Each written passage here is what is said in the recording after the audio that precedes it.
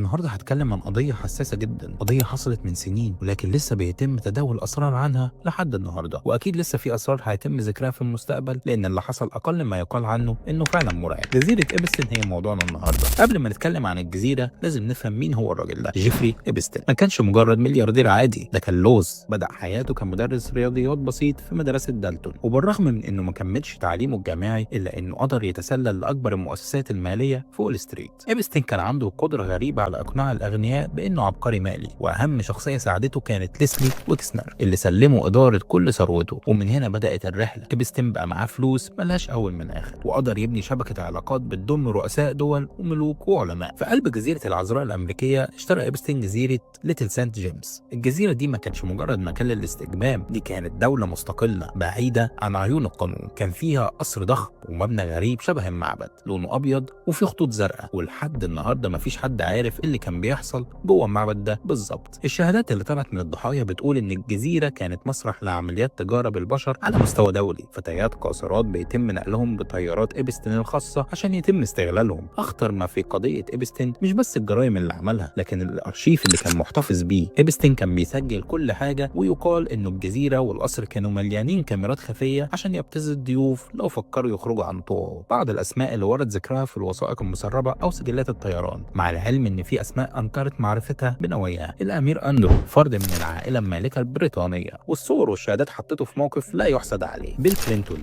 سجلات الطيران اثبتت انه ركب طياره إبستن اكتر من مره. دونالد ترامب كان صديق مقرب لإبستن في التسعينات. بيل جيتس مؤسس مايكروسوفت اللي واجه انتقادات حاده بسبب لقاءاته المتكرره مع إبستن. ستيف هوكينج العالم الشهير اللي ظهرت ليه صور في الجزيره. يهود باراك رئيس وزراء الكيان المحتل اللي كان ضيف دائم في نيويورك. ما اقدرش اتكلم عن إبستن من غير ما اذكر غيسلين ماكسويل بنت امبراطور الاعلام البريطاني روبرت ماكسويل. غيسلين ما كانتش مجرد عشيقه، دي كانت القواده او المسؤوله عن اصطياد البنات واقناعهم بالدخول في شبكه إبستن، وهي دلوقتي بتقضي عقوبه السجن لمده 20 سنه. وفي اغسطس 2019 وفي اكتر سجن حراسه في امريكا لقوا جيفري إبستن ميت في زنزانته. الروايه الرسميه بتقول انتحار، لكن الواقع بيقول ان الكاميرات في اللحظه دي اتعطلت والحراس ناموا وكل الظروف اتهيأت عشان السر يندفن مع صاحبه. موت إبستن ما كانتش نهايه القصه، بالعكس دي كانت البدايه. ان الوثائق اللي القضاء الامريكي بيفرج عنها كل فتره بتكشف اسماء جديده. وانتظروا الجزء الثاني.